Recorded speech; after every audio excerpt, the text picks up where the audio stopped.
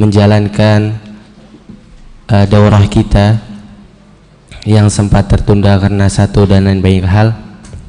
Alhamdulillah bisa terulang kembali. Tidak lupa salawat dan salam kita hanturkan kepada baginda kita Nabi Muhammad sallallahu alaihi wasallam beserta para sahabatnya dan keluarganya ridwanullahi alaihim, beserta orang-orang yang mengikuti sunnah beliau hingga akhir zaman kelak. Ayuhal hadirun, alhamdulillah Ustadzuna Dr. Ali Semjan Putra sudah berada di hadapan kita semua. Kepada beliau fa'alaihi falyatafaddal mashkuran ma'jura.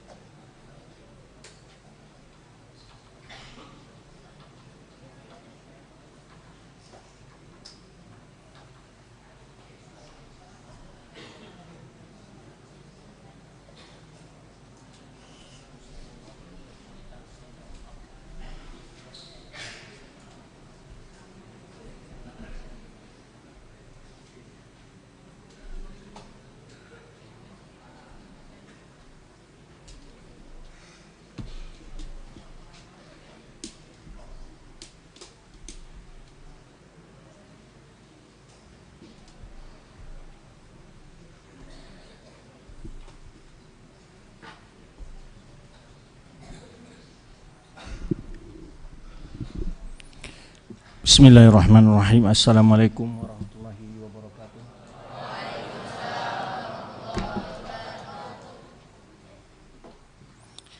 Innal hamdalillah nahmaduhu wa nasta'inuhu wa nastaghfiruh wa na'udzu billahi min shururi anfusina wa sayyiati a'malina. May yahdihillahu fala mudilla lahu wa may yudlil fala hadiya lahu. Asyhadu an la ilaha illallah wahdahu la syarika lah wa asyhadu anna Muhammadan abduhu wa rasuluhu la nabiyya ba'da. Amma ba'd, fa in asdaqal hadithi kitabullah wa khairal hadi Muhammadin sallallahu alaihi wasallam wa syarrul umuri muhdatsatuha wa kullu muhdatsatin bid'ah wa kullu bid'atin dhalalah wa kullu dhalalatin finnar. Masyaallah ikhwah wal akhwat rahmati Allah Subhanahu wa taala, puji syukur kepada Allah Subhanahu wa taala yang senantiasa melimpahkan rahmat, karunia serta taufik kepada kita sehingga kita masih dimudahkan oleh Allah Subhanahu wa taala untuk menempuh jalan-jalan mendekatkan ketakwaan, meningkatkan keimanan ketakwaan kita kepada Allah Subhanahu wa taala. Salah satu jalan yang sangat memudahkan cepat dalam mendekatkan diri kepada Allah adalah menuntut ilmu agama, talabul ilmi syar'i, itu mempelajari ilmu agama adalah jalan yang sangat mulus, sangat mudah, ya, sangat cepat membawa seseorang untuk dekat kepada Allah Subhanahu wa taala. Karena itulah Allah Subhanahu wa taala mengutus para rasul dengan membawa ilmu, dan ilmu itulah yang disampaikan oleh para rasul kepada umatnya agar umatnya mengetahui mana yang hak, mana yang batil, mana yang benar, mana yang salah, mana yang sesuai dengan tuntunan Allah Subhanahu wa taala, mana yang menyimpang. Dengan ilmu itulah mereka akan melaksanakan ibadah dengan penuh keikhlasan sesuai dengan sunnah Rasulullah sallallahu alaihi wasallam. Tak lupa pula di awal majelis kita ini kita memperbanyak untuk berselawat dan berkirim salam kepada arwah Nabi kita Muhammad sallallahu alaihi wasallam. Semoga kita senantiasa diberikan kemudahan oleh Allah Subhanahu wa taala untuk mempelajari, mengamalkan dan mendakwahkan sunnah beliau. Para ikhwan dan akhwat rahmati Allah Subhanahu wa taala, bahwa pada kesempatan kali ini kita akan belajar bersama, yaitu mempelajari salah satu kitab ulama yang membahas tentang aqidatus salaf wa ashabil hadith, yang ditulis oleh Al-Imam Al-Muhaddis Al-Mufassir Syekhul Islam Abi Uthman Ismail bin Abdurrahman As-Sabuni, yang mana beliau dilahirkan pada tahun 373 Hijriah dan wafat pada tahun 449 Hijriah. Di sini kita akan melihat jika ada orang menuduh bahwa orang-orang salaf itu hanya mengambil akidah mereka dari Ibnu Taimiyah atau Muhammad bin Wahab, ini adalah sebuah kesalahpahaman yang mungkin mereka belum tahu bahwa kitab-kitab akidah yang dipelajari oleh orang-orang salafi ataupun orang-orang berjalan di atas manhaj salaf cukup banyak yang telah ditulis oleh para ulama sebelum lahirnya Ibnu Taimiyah berabad-abad, di mana di antaranya adalah Imam Abu Uthman Ismail bin Abdurrahman As-Sabuni. Ini beliau berhidup pada abad ke-5 Hijriah, sedangkan Ibnu Taimiyah berada pada abad ke-8 Hijriah. Jadi ada sekitar 3 abad jaraknya. Akan tetapi apa yang dijelaskan oleh Syekhul Islam Taimiyah dalam kitab-kitab beliau adalah apa yang diwariskan, yang disampaikan oleh para ulama-ulama sebelum beliau, yang membawa akidah salaf dan mewariskan tentang manhaj salaf dalam karya-karya mereka. Di antaranya adalah yaitu kitab yang kita pelajari pada kali ini, di mana kita akan melihat pembahasan-pembahasannya seperti apa yang telah juga dijelaskan oleh Syekhul Islam Taimiyah. Ya, tentu beliau mendapatkan pembahasan dan penjelasan itu melalui kitab-kitab ulama yang telah beliau baca, yang telah beliau telaah sebelum beliau memaparkan ilmu di dalam kitab-kitab beliau. Para ikhwan yang rahmati Allah SWT, ini barangkali adalah kitab yang keempat atau ketiga yang sempat kita selesaikan di madrasah kita ini. Dulu pernah kalau nggak salah kitab Tadmuriyah, kemudian kitab Muqaddimah Abi Zaid Al-Qirawani, sebelumnya apa lagi? Sudah lupa. Mana yang masih senior di sini?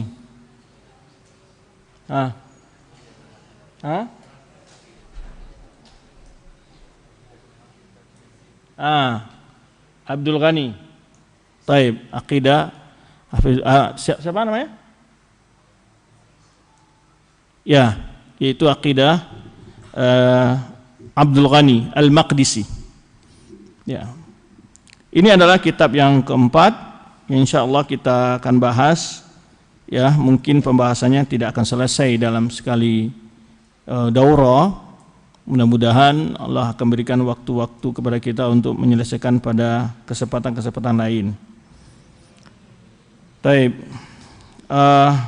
kita tidak perlu panjang bermukaddimah tentang kitab beliau ini, di mana sedikit kita boleh mengenal beliau. Di dalam buku yang dicetak ke antum itu tidak ada tentang biografi beliau, tentang sekilas.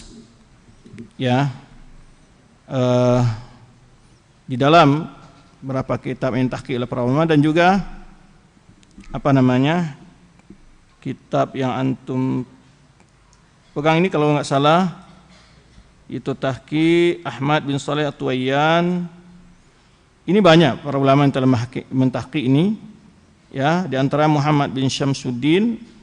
Ini dia sedikit menyinggung biografi tentang siapa beliau, Imam Abu Uthman Ismail bin Abdurrahman As-Sabuni ini. Taib.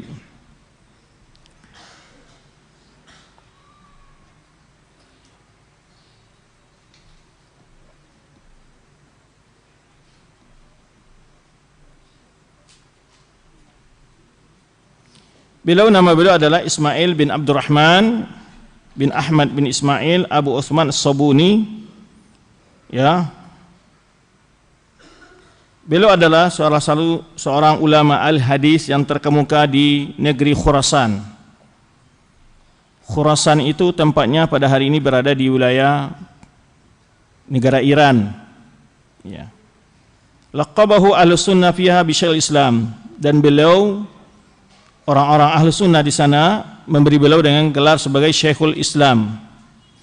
Jadi yang bergelar Syekhul Islam itu bukan hanya Syekhul Islam Taimiyah yang pertama, tapi cukup banyak para ulama-ulama sebelum beliau telah diberi gelar laqab ya oleh para kaum muslimin. Ulama-ulama sebelum Syekhul Islam di antara adalah yaitu Abu Utsman Ismail bin Abdurrahman As-Sabuni. Namanya masyarakat Khurasan, para ulama di Khurasan menyebut beliau sebagai Syekhul Islam. Ya.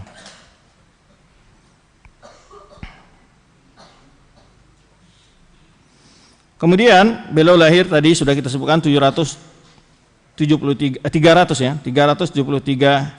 Hijriah, di mana Imam Al-Baihaqi menilai beliau, berbicara tentang beliau Imamul Muslimin haqqan, kata Imam Al-Baihaqi. Ya, beliau ini benar-benar seorang ulama. Ya, imam. Kalimat imam itu tidak hanya khusus untuk imam salat atau untuk imam sebagai khalifah, tapi juga dari sedang ilmu dan ya qudwah di dalam mengamalkan agama. Wa Syekhul Islam sidqan. Jadi Imam Baihaqi menyebutkan adalah Syekh Islam yang benar, Abu Utsman As-Sabuni. Juga Imam Az-Zahabi mengatakan kana jamalil balad maqbulan indal muwafiq wa mukhalif. Beliau adalah membuat negeri beliau menjadi terpuji ya, dan beliau diterima di kalangan baik yang setuju maupun yang menyelisih beliau. Ya, mujma' ala annahu adimun nadhir. Bahwa beliau itu adalah sulit orang yang sebanding dengan beliau ilmunya di waktu beliau itu. Wa saifus sunnah adalah seseorang yang menegakkan sunnah, wadami'u ahli bid'ah, dan sangat menentang perbuatan-perbuatan bid'ah. Taib.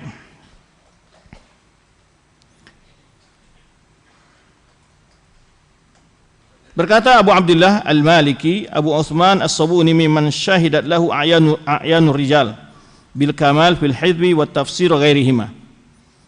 Kata beliau bahwa Abu Utsman As-Sabuni ini di antara ulama-ulama yang diakui a'yan rijal, para ulama-ulama yang terkemuka, bil kamali fil hifz, kekuatan hafalan, dan juga keahlian beliau dalam tafsir dan lain kedua. Dan juga beliau disebutkan sebagai seorang ahli hadis. Berkata Abdul Aziz Ahmad Al-Kinani, ma ra'aitu syaikhan fi makna Abi Utsman As-Sabuni zuhdan wa ilman. Aku tidak pernah melihat ada orang ya yang menyaingi Abu Utsman As-Sabuni ini dari segi kezuhudannya, ilmunya. Kana yahfadhu min kulli fannin, dia menguasai berbagai keahlian bidang ilmu Islam. La yaq'adu bihi syai', ya, belum tidak ada yang menghambat beliau untuk melakukan penelitian dan pemahaman ilmu. Wa kana yahfadhu tafsir min kutubin katsira, beliau banyak hafal tafsir dari kitab-kitab yang begitu banyak. Wa kana min hufadzil hadits, beliau termasuk dari ulama yang banyak menghafal hadis. Qala Az-Zahabi, Imam Zahabi menyebutkan, walaqad kana min ammatil athar, dia adalah sebagai salah seorang dari ulama-ulama yang menghidupkan athar. Maksudnya adalah berpegang teguh dengan sunnah Rasulullah SAW dan perkataan para sahabat dan ulama-ulama tabi'in dan atba'ut tabi'in. Jadi kalau athar itu mencakup hadis, mencakup perkataan sahabat, dan mencakup perkataan para ulama tabi'in atba'ut tabi'in di perkataan salaf. lahu musannafun fis sunnati wa i'tiqadi salaf. Nah, ini kitab ini yang disebutkan oleh Zahabi, beliau memiliki suatu karangan ya dalam sunnah dan akidah salaf. Guru beliau antara adalah Abu Abdullah Al-Hakim An-Nisaburi, yaitu pengarang kitab Al-Mustadrak ya. Kemudian Abu Tahir Muhammad bin Fadl bin Muhammad bin Ishaq Ibnu Khuzaimah ya. Kemudian Abu Husain Ahmad bin Muhammad Al-Khaffaf, kemudian Abdurrahman bin Abi Shuraih.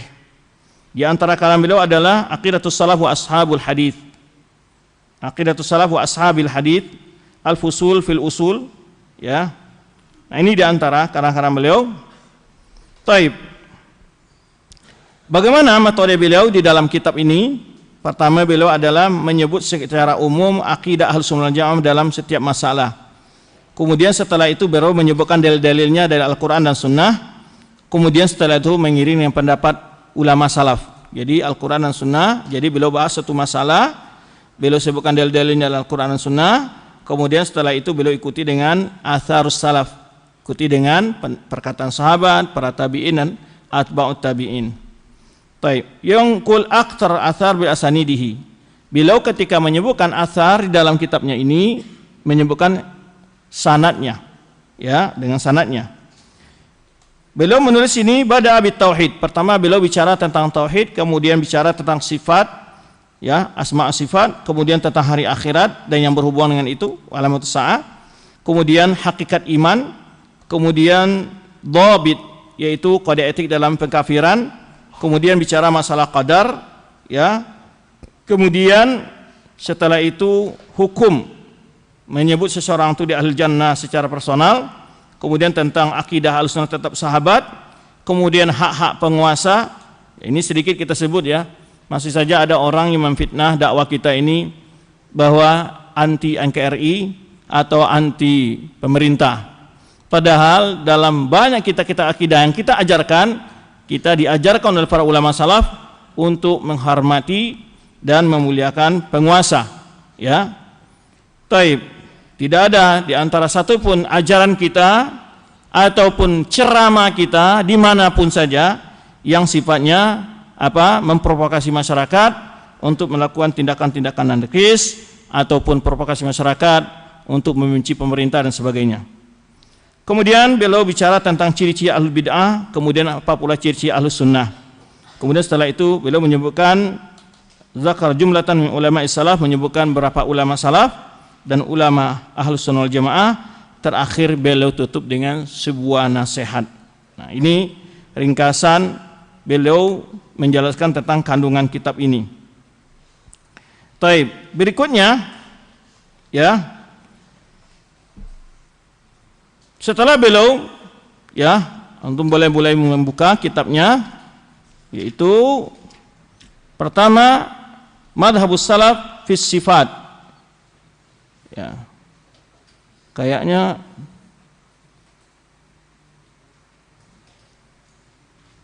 taib.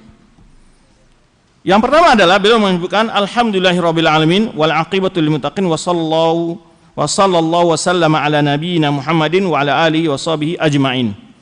Ini salah satu metode para ulama di dalam menyarang kitab. Di antara mereka ada yang mulai dengan tasmiyah, yaitu dengan basmalah atau tasmiyah. Ada yang memulai dengan hamdalah, yang mulai dengan hamdalah. Beliau di sini mulai dengan hamdalah, alhamdulillahirabbil alamin ya. Taib. Ya. Wal aqibatu lil muttaqin wa sallallahu wasallam ala nabiyyina Muhammadin wa ala alihi washabihi ajmain. Taib.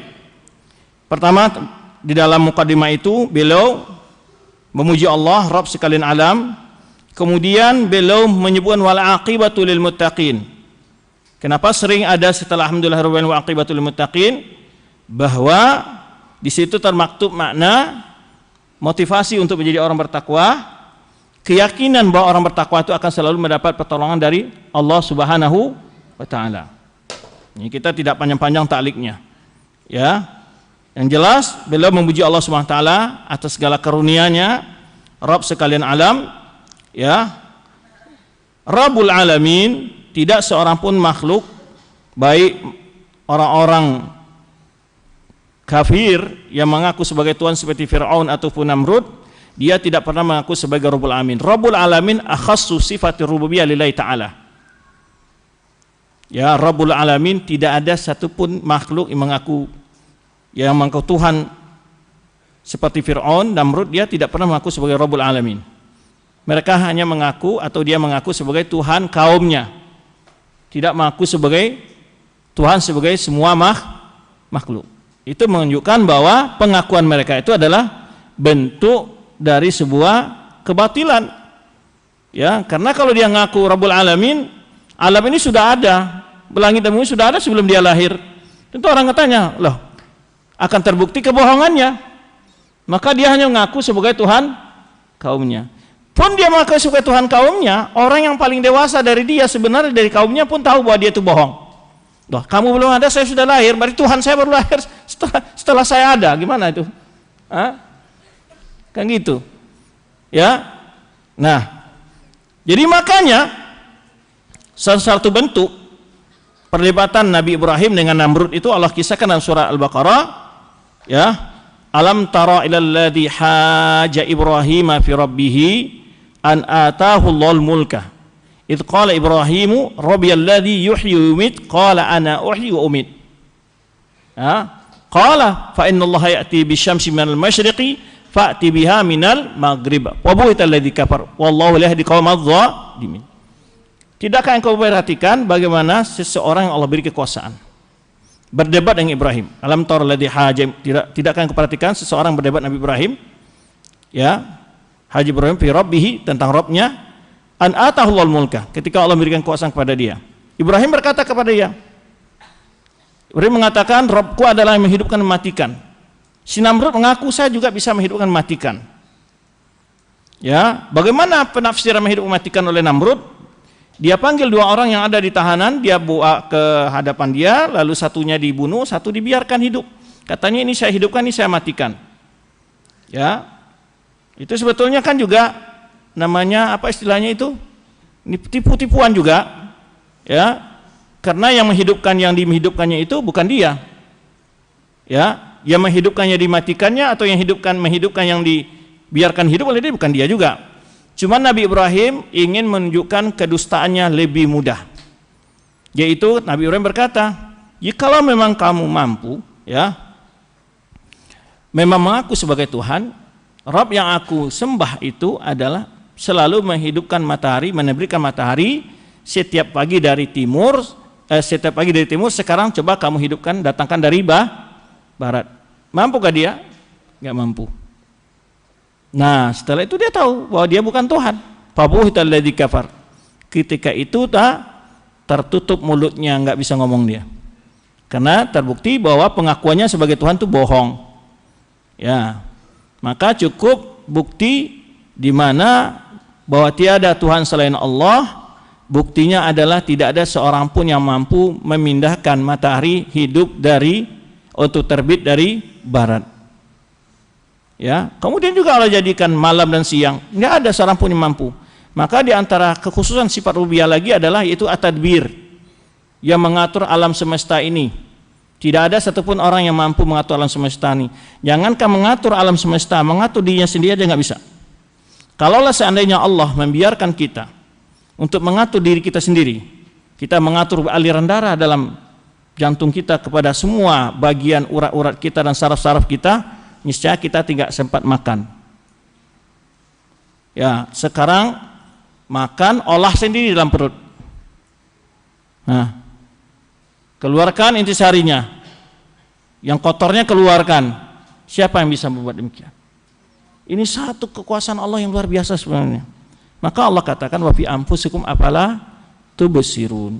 Lihatlah pada diri kalian itu dapat sekali tanda-tanda kebesaran Allah, banyak sekali. Tapi karena manusia ini tidak belajar, maka dia tertutup, ya, mata hatinya untuk berpikir tentang kemahakuasaan Allah, kebesaran Allah, yang jelas-jelas banyak tanda-tanda kebesaran Allah pada diri manusia itu. Maka salah satu akhas sifat rububiyah adalah diantaranya adalah at-tadbir, di samping juga Rabbul Alamin. Wal aqibatul lil muttaqin, di situ mengingatkan banyak isyarat di situ bahwa orang-orang bertakwa pasti akan selalu dilindungi Allah SWT. Kemenangan dan keberhasilan itu adalah milik orang-orang bertakwa. Secara terbalik, berarti orang-orang yang tidak bertakwa itu adalah akan selalu mendapatkan kebinasaan, keburukan, kehinaan, baik dunia maupun di akhirat. Wal aqibatul lil muttaqin. Kalau ada yang bertanya wal aqibatul muttaqin itu apa maksudnya Ustaz? Kadang-kadang kita lihat para anbiya itu ada yang dibunuh oleh nabinya, para anbiya itu ada yang dibunuh oleh umatnya. Kadang-kadang ada yang terusir. Bagaimana mereka itu dikatakan aqibatul muttaqin? Kenapa mereka tidak mendapat kemenangan? Yang dimaksud aqibatul muttaqin itu bisa di dunia Allah tolong mereka, ataupun Allah binasakan musuh-musuhnya dan mereka juga akan menjadi orang-orang yang termulia di akhirat. Baik. Kemudian Wassallallahu wasallam ala nabina. Ini diantara menggabung antara memuji Allah dan juga bersalawat kepada Rasulullah Sallallahu Alaihi Wasallam. Dan ini adalah adab ketika berdoa, kita memuji Allah dan bersalawat kepada Rasulullah SAW. Ini juga ada isu-isu disebar itu orang pengajian berjenggot itu anti selawat. Padahal setiap mereka menyebut nama Rasulullah SAW, mereka selalu bersalawat kepada Rasulullah SAW. Dan di kitab-kitab yang mereka pelajari, ya banyak sekali di sana, yaitu salawat-salawat yang diungkapkan oleh pengarang yang mereka baca sendiri. Wassallallahu wasallam ala nabiyina Muhammadin wa ala alihi washabihi ajma'in, termasuk kepada keluarga beliau dan para sahabat beliau secara keseluruhan. Ini salah satu bukti bahwa orang-orang ahlu sunnah mencintai Rasulullah SAW, mencintai keluarga Rasulullah SAW, dan mencintai para sahabat. Makanya mereka bersalawat, mendoakan ya Rasulullah SAW, wassallallahu wasallam ala nabiyina Muhammadin wa ala alihi, dan keluarga-keluarganya, wasahbihi, dan sahabat-sahabatnya. Ini di awal itu bahwa kita sudah mengikhlaskan pujian kepada Allah, bersalat kepada Rasulullah SAW, termasuk juga mendoakan keluarga Rasulullah SAW dan juga para sahabat Rasulullah SAW. Ini muqaddimah yang umum biasanya dipaparkan ataupun diucapkan oleh para ulama-ulama kita ketika mengarang kitab ataupun memulai majlis ilmu mereka. Amma ba'd, berikutnya. Amma ba'du ini sebetulnya lafaznya terdapat dalam sunnah. Karena Rasulullah SAW kalau dia berkhutbah itu biasanya membatasi amma ba'd. Amma ba'du itu adalah yang berikutnya.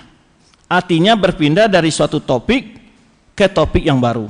Setelah beliau memuji Allah, bersalawat kepada Rasulullah SAW dan para keluarga dan sahabatnya, lalu amma ba'd, baru ingin masuk kepada penjelasan yang lain. Itu muqaddimah. Masuk pada amma ba'du itu adalah Rasulullah SAW mengucapkan dalam khutbah-khutbah itu, khutbatul hajah dan khutbah-khutbah yang diucapkan Rasulullah SAW, selalu beliau mengatakan amma ba'du, adapun berikutnya.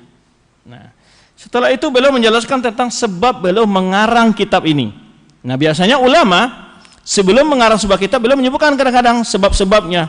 Seperti Syaikhul Islam Taimiyah dalam kitab Tadmuriyah atau dalam kitab Fatwa Hamawiyah Kubra, kemudian Aqidah Wasatiyah, itu beliau menyebutkan sebab-sebabnya. Adanya orang meminta beliau menjelaskan tentang akidah beliau atau jawaban terhadap pertanyaan yang datang dari negeri Al-Wasit ataupun fatwa dari negeri Hamu. Mereka meminta di Tadmur, ya, mereka minta fatwa kepada Syaikhul Islam Taimiyah, belum menjawab.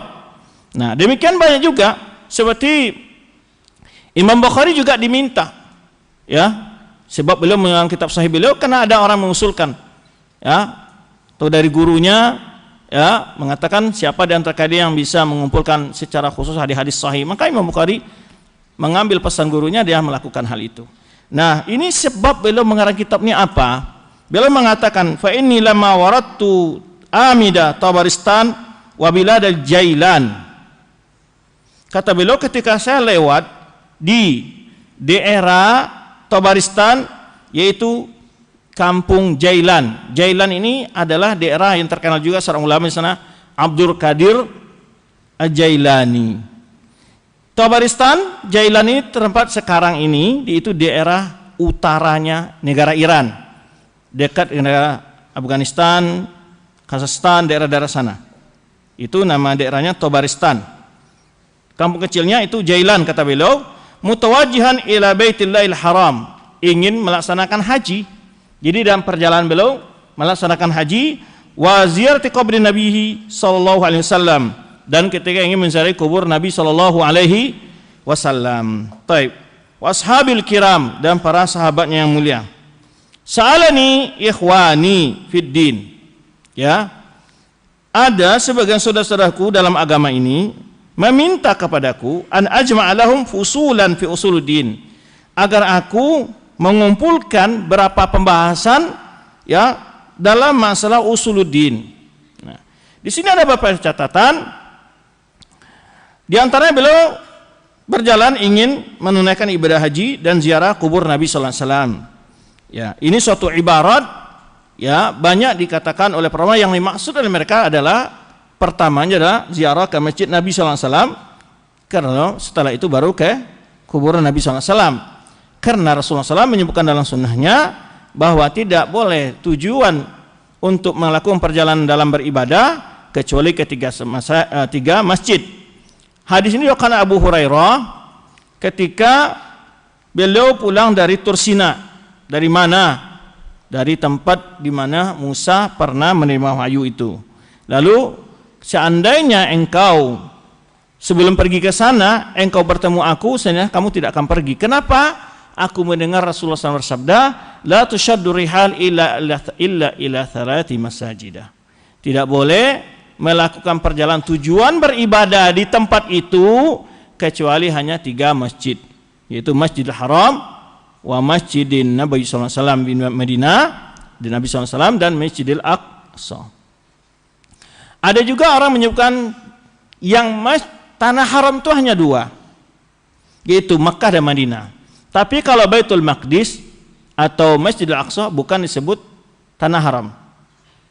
Bukan disebut tanah haram. Ini sering keliru orang-orang memahami yang tanah yang ada hukumnya disebut tanah haram, tanah suci yang sebutnya diharamkan membunuh binatangnya, mencabut pohon-pohonannya dan menebangnya, itu hanyalah kota Mekah dan Madinah.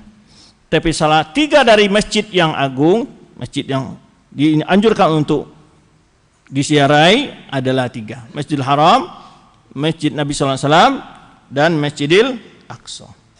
Kemudian beliau menyebutkan yaitu fusulan, pembahasan dan usuluddin.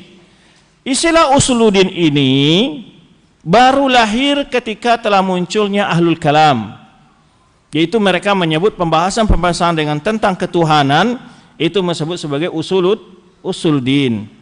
Syaikhul Islam menjelaskan apabila ini maksud usuluddin itu adalah pokok-pokok akidah dan agama, ya, karena beliau juga membantah tidak ada istilah kusyur fid din, karena ada istilah juga sebagian orang menyebutnya kusyur. Kusyur itu ada kulit-kulit ari dari agama, enggak ada. Semua agama ini adalah mulia, tidak ada yang memiliki tidak penting, ya. Tetapi pembagian ini sebelumnya juga dibagi oleh para ulama usul fikih, pokok-pokok dasar dalam memahami fikih, yaitu kaidah-kaidahnya, demikian pula usuluddin. Tetapi istilah usuluddin ini adalah pembahasan untuk masalah akidah, dan istilah ini banyak dipakai oleh ahlul kalam yang menggunakan metode-metode orang-orang filsafat di dalam mengkaji teks-teks wahyu. Ya, baik. Jadi bila menemukan usuluddin yang dimaksudnya adalah tentang masalah akidah. Taib.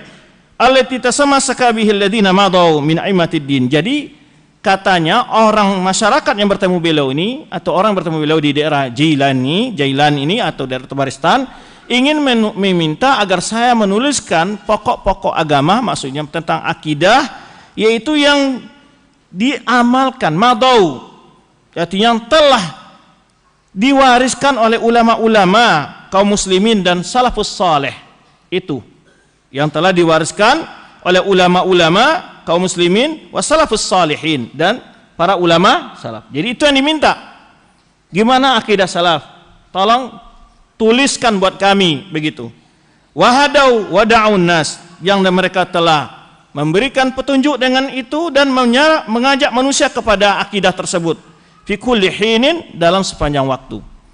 Jadi sejarahnya beliau diminta oleh beberapa masyarakat yang beliau lewati daerah Tabaristan atau Jailan ini agar menuliskan buat mereka apa? Akidah salaf, itulah intinya. Akidah salaf. Apa itu akidah salaf? Yang mereka telah berada di atasnya, di mana mereka mendapatkan petunjuk melalui itu dan mengajak manusia kepada akidah itu. Nah, wa nawa'amma yadadaha. Dan mereka ulama-ulama salaf itu melarang menentang akidah itu, menyelisihinya, itu maksudnya. Jadi dia ingin diminta bagaimana akidah salaf, ya, yang ulama salaf menyuruh agar kaum muslimin berpegang teguh dengan akidah itu, dan mereka melarang untuk menyelisih akidah itu. Wa yunafiha jumlatal mu'minin al-musaddiqin, ya, atau yang bertentangan dengan akidah salaf itu, ya. Yang mereka melarang kaum muslimin, ya, orang muttaqwa untuk menyelisihinya, itulah intinya.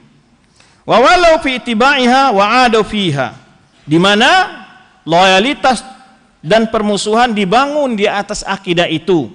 Nah ini. Wa badda'u man wa kafaru man taqada ghairaha, di mana mereka membid'ahkan ataupun mengkafirkan orang-orang menyelisihinya. Tentu maksud di sini adalah akidah-akidah yang pokok-pokok dasar, yang bila seseorang menyelisihnya bisa dianggap keluar dari Islam, itu maksudnya. Bila seorang menyelisihnya jatuh kepada bid'ah, atau bila seorang menyelisihnya bisa keluar dari Islam. Nah, itu beliau ingin, masyarakat ingin tahu itu, pokok-pokok itu. Wa razuli anfusihim wa liman da'awhum ilaiha, yang mereka, ya, menjaga diri mereka dengan itu, dan bagi orang-orang yang mengajak kepada itu, ya, di mana mereka telah mempelajari bagi diri mereka dan orang yang mereka suruh kepada akidah itu mendapatkan keberkahan dan kebaikannya. Jadi yang mereka telah merasakan ketenangan, kebaikan yang mereka dapat dari akidah itu. Wa afdau ila maqadamu min sawabin i'tiqadihim laha, dan mereka telah mendapatkan pahala dari akidah yang telah meyakini itu dan berpegang teguhnya mereka dengan akidah tersebut. Wa irsyadil ibad ilaiha, dan juga mereka menuntun hamba-hamba Allah untuk kepada akidah tersebut. Wa hamlihim iyahum 'alaiha, mereka mengajak kaum muslimin untuk mengikuti akidah tersebut. Fastakhartullah ta'ala. Fastakhartullah ta'ala. Beliau beristikharah. Istikharah ini dirinci oleh para ulama. Apakah untuk melakukan kebaikan-kebaikan yang sudah pasti itu perlu istikharah? Untuk berketaatan, besok saya mau salat subuh Pak, istikharah dulu. Para ulama istikharah itu untuk masalah-masalah fihi iskal, bila menimbulkan keraguan. Apakah menulis buku ini akidah itu ada keraguan, Ustaz? Disebutkan bukan menulis itu karena beliau melihat sudah banyak pula ulama-ulama yang telah menulis. Apakah beliau juga perlu menulis? Bukan masalah apa pentingnya menulis tentang akidah itu salah, bukan itu yang diistikharahkan. Tapi diistikharahkan apakah memang saya perlu menulis untuk itu, karena sudah banyak kitab-kitab ulama yang telah menjelaskan akidah salaf.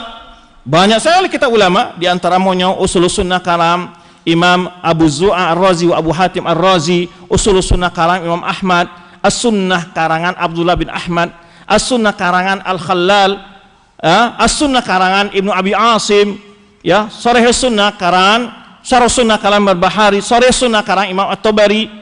Kemudian kitab Tauhid karangan Ibnu Khuzaimah, kitab Tauhid karangan Ibnu Manda, ya, Al-Ibana karangan Ibnu Battah, Syarah Ushul I'tiqad Ahlussunnah wal Jamaah karangan Imam Lalaka'i, dan banyak sekali kitab-kitab akidah yang telah ditulis sebelum beliau.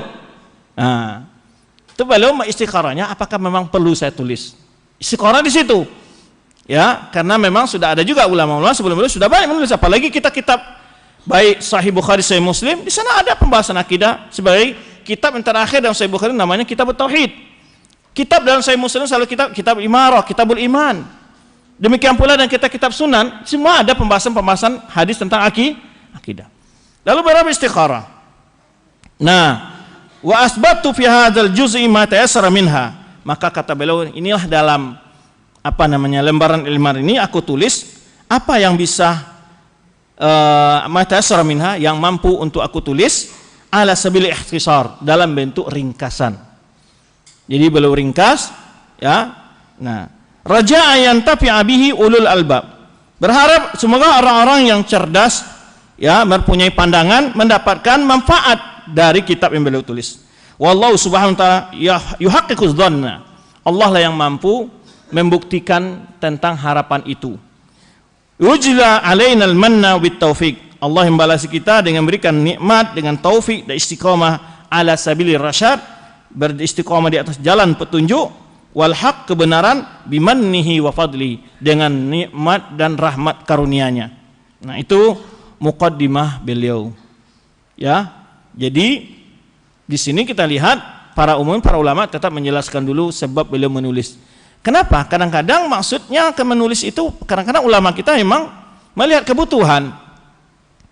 Ya, apalagi kadang-kadang orang menulis kadang-kadang supaya ingin sekedar mengumpulkan saja, tidak melihat manfaatnya.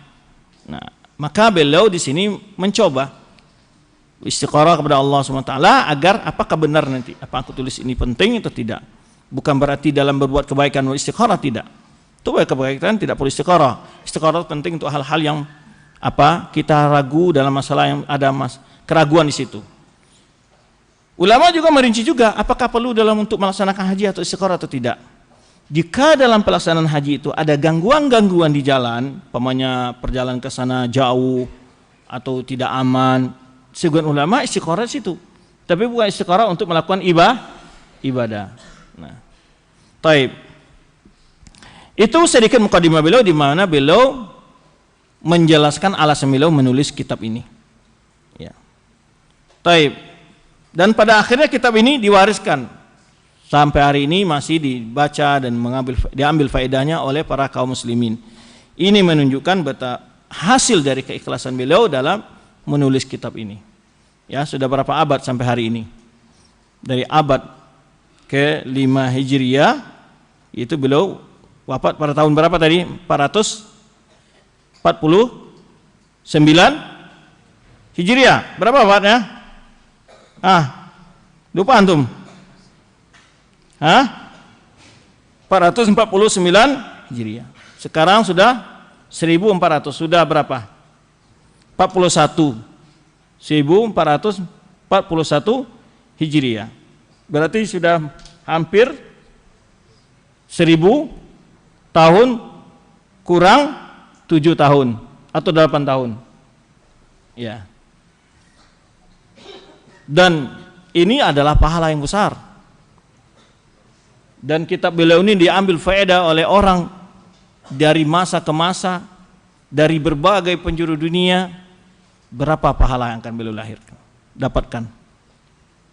Maka salah satu manfaat ilmu itu adalah yaitu kekayaan yang tidak akan pernah sirna.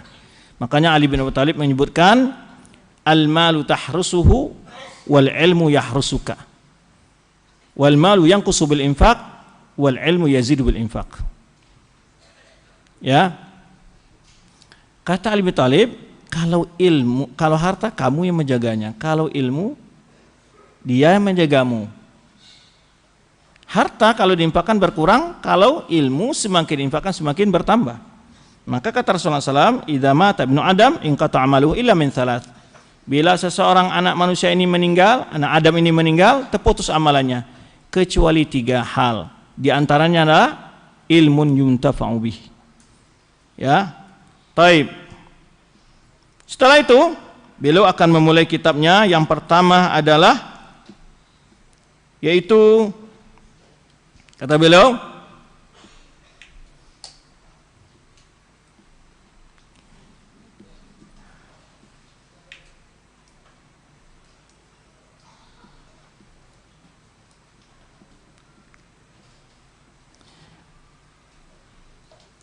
At-Tauhid yang pertama. Beliau mengatakan setelah beliau qultu wabillahi taufik. Ya, dengan memohon taufik kepada Allah Subhanahu wa taala. Ashabul hadis. Taib. Istilah ashabul hadis itu apa? Apakah orang yang memang hafal hadis dengan sanadnya atau orang yang mengimani dan juga mengamalkan dan berakidah sesuai dengan ulama-ulama hadis? Para ulama mengatakan ashabul hadis bukan berarti orang yang meriwayatkan hadis saja, tapi adalah orang yang mengamalkan ilmu dan amal. Karena juga ada ashabul hadis, secara riwayat dia punya riwayat hadis, tapi juga secara akidah dia memiliki suatu hal-hal yang punya catatan. Maka dari itulah ulama kita membahas dalam ilmu usul hadis atau mustalah hadis hukum menerima riwayat ahli bid'ah. Ya. Tapi yang sebut ahli hadisnya adalah orang yang betul-betul mengamalkan hadis baik secara ilmu maupun amalannya. Orang yang mengamalkan hadis itu yang lebih pokok disebut sebagai ahlul hadis. Bukan sekadar dia hanya meriwayatkan hadis secara matan dan sanad. Baik. Hafizahullahu ahya'ahum, belum mendoakan. Akidah al-hadis kata beliau adalah semoga Allah menjaga mereka yang masih hidup, wa rahima amwatahum, dan memberi rahmat kepada mereka yang telah meninggal. Itulah ada para ulama selalu mendoakan sesama kaum muslimin. Ya. Beliau mengatakan yasyhaduna lillahi bil wahdaniyah. Mereka bersaksi bagi Allah dengan wahdaniyah. Apa maksud wahdaniyah? Yaitu Allah itu esa dalam zat, sifat, ya, dan juga ibadah. Yaitu ada ulama menyebutkan pembagian tauhid itu ada 2, ada 3. Ya, kalau ahlul kalam membagi tauhid juga 3. Karena ada orang masalah yang begini. Orang yang membagi tauhid ketiga macam itu adalah seperti orang Nasara meyakini ada 3 Tuhan. Nah, kalau itu dia katakan berarti orang-orang ahlul kalam yang membagi tauhid ketiga macam juga termasuk seperti itu. Tetapi orang ahlul kalam dalam membagi tauhid tidak memasukkan tauhid ibadah atau tauhid uluhiyah. Mereka hanya mengatakan wahidun fi zatihi, wahidun fi sifatihi, wahidun fi af'alihi. Sebagian ahlu tasawuf juga membagi tauhid, yaitu tauhidul am, tauhidul khas, tauhid khasul khas. Ya. Jadi bukannya hanya ahlu sunnah yang bagi tauhid itu, berbagai kelompok membagi tauhid. Yang jadi persoalan bukan pembagiannya, adalah pemahaman terhadap bagian-bagian itu. Artinya adalah mengimani Allah itu esa dalam zatnya dan sifatnya, perbuatannya, dan juga dalam segala bentuk ibadah. Ya. Nah, orang ahlul kalam tidak ada pembicaraan mereka masalah tauhid ibadah, tauhid uluhiyah. Maka banyaklah tersebar praktek-praktek kesyirikan di kelompok mereka. Ketika itu dikritik, mereka mengkritik pembagian tauhid, sedangkan mereka juga membagi tauhid itu sendiri. Baik. Jadi Allah itu wahdaniyah, ya. Kalau tauhid rububiyah itu semua makhluk mengimani Allah penciptanya, atau orang musyrikin Allah pencipta mereka. Ketika Allah berfirman tentang mereka dalam surat Luqman ayat 25 contohnya, wala in sa'altahum man khalaqas samawati wal arda la yaqulunallah. Jika engkau bertanya kepada mereka, itu orang musyrik tersebut, siapa yang menciptakan langit dan bumi, mereka jawab Allah. Juga dalam surah Az-Zukhruf ayat 87, ya, Allah juga berfirman tentang mereka, wala in sa'altahum man khalaqahum la yaqulunallah. Jika engkau bertanya kepada mereka siapa yang menciptakan mereka, mereka jawab Allah. Maka dari itu semua nabi tidak pernah mengajak umat mereka hanya untuk beriman kepada Allah sebagai pencipta, tapi langsung mengajak umat mereka untuk beribadah semata-mata kepada Allah. Kenapa? Karena semua makhluk secara fitrah meyakini Allah sebagai penciptanya. Tetapi keyakinan mereka terhadap rububiyah itu tidak sempurna juga. Ya, kalau seandainya mereka benar namanya tauhid rububiyah, niscaya mereka akan beriman dengan tauhid uluhiyah, mengesahkan Allah dalam ibadah. Tapi ketika diajak mereka mengesahkan Allah dalam ibadah, mereka nggak mau. Sebenarnya ketika Rasulullah mengatakan kepada orang musyrikin, qulu la ilaha illallah tuflihu, ucapkanlah kalimat tauhid oleh kalian akan beruntung, kata Rasulullah SAW. Apa jawabannya? Allah katakan dalam Al-Quran, aja'alal alihata ilahan wahidan. Apakah Muhammad ini, Muhammad ini ingin menjadikan sesembahan kita yang banyak ini menjadi satu. Berarti makna ilah bukanlah bermakna khalik. Kalau seandainya tiada pencipta kecuali Allah, orang musyrikin justru menyatakan hal itu. Berarti kalimat la ilaha illallah artinya bukan tiada pencipta, tapi artinya adalah tiada yang diibadati kecuali hanya Allah. Itu artinya ilah, itu artinya ma'bud. Taib. Walir rasuli sallallahu alaihi wa alihi wasallam birisalah wan nubuwah, yaitu mereka bersyahadat. Ini maksudnya di sini adalah kalimat syahadatain. Bagi Rasul ada yang mengikuti sebagai risalah dan nubuwah, mengakui, yaitu mengucapkan bahwa ashabul hadis itu adalah mereka bersaksi bahwa yang berhak disembah itu hanya Allah, dan bahwa yang wajib diikuti syariat itu hanya Rasulullah. Jadi mereka dalam beribadah kepada Allah tidak membuat metode cara-cara kecuali hanya cara yang telah disyariatkan oleh Allah kepada Rasulullah. Yang pertama lawannya syirik, yang kedua lawannya bid'ah. Baik. Jadi kata beliau, orang-orang ahlu sunnah, ahlul hadis itu adalah pertama mengesahkan Allah, ya, baik dalam sifat rububiyahnya ataupun nama dan sifat-sifatnya, ataupun dalam mengesahkan Allah dengan segala perbuatan ibadah mereka hanya kepada Allah semata. Dan mereka juga bersaksi Muhammad itu sebagai utusan Allah dan Rasulnya dan Nabinya. Yang dimaksud itu adalah bahwa ajaran mereka dalam merealisasikan tauhid mereka, ibadah mereka kepada Allah, hanya menjalankan syariat yang dibawa oleh Nabi Muhammad sallallahu alaihi wasallam. Taib. Berikutnya as-sifat. Beliau agak panjang berkomentar tentang sifat di sini. Beliau mengatakan wa ya'rifuna rabbahum azza wa jalla bi sifatihi allati nataqa biha wahyuhu wa tanziluhu. Mereka mengenal Rabb mereka melalui sifat-sifatnya yang Allah sebutkan di dalam, yang Allah turunkan, yang Allah ucapkan dengannya, wahyunya, dan melalui kitabnya. Artinya maksudnya apa? Pertama, beliau menjelaskan bahwa orang ahlul hadis itu di antara mereka, ya, cara mereka mengenal Allah itulah, di antara cara mereka mengenal Allah itu adalah mengenal nama dan sifat-sifat Allah. Al-Quran, Allah bercerita tentang dirinya. Maka Allah kenalkan sifat-sifatnya kepada makhluknya agar makhluknya mengenal Allah itu melalui sifat dan nama-namanya. Ya. Nah, maka orang ahlul hadis kata beliau mengenal Rabb mereka melalui sifat-sifat yang telah Allah turunkan wahyunya dalam Al-Quran, ya, wa tanziluhu au syaidalahu biha Rasulullah sallallahu alaihi wasallam, atau terdapat dalam sunnah Rasulullah sallallahu alaihi wasallam. Jadi mereka apa? Mengenal Rabb mereka melalui sifat-sifat Allah yang terdapat dalam Al-Quran maupun dalam sunnah yang sahih. Kemudian apa lagi? Ala ma waradat akhbarus sihah bihi, yaitu sesuai yang terdapat dalam akhbar. Akhbar itulah hadis-hadis sahih tentang sifat-sifat tersebut. Wa naqalat udulu siqat anhu, yang mana rawi-rawi yang meriwayatkan hadis itu adalah para perawi yang siqat, yang udul. Karena salah satu syarat hadis sahih itu apa? Apa definisi hadis sahih?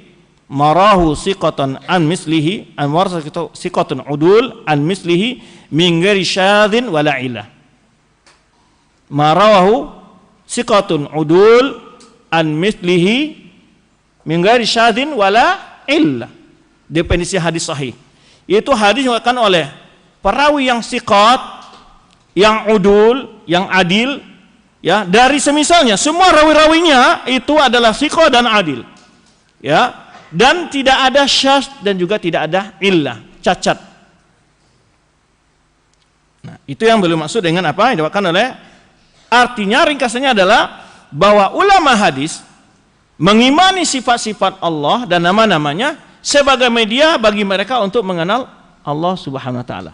Di mana sifat-sifat tersebut yang terdapat dalam Al-Qur'an maupun dalam sunnah Rasulullah yang sahih.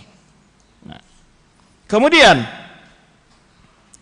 jadi di sini beliau ingin menekankan bahwa orang Ahlus Sunnah atau Ahlul Hadis itu adalah meyakini tentang nama dan sifat-sifat Allah yang terdapat dalam Al-Quran dan hadis-hadis yang sahih.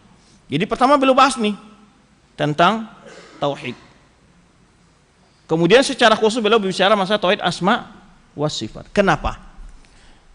Kenapa di abad ketiga dan ke abad keempat itu ramai para ulama al-sunnah menulis kitab akidah?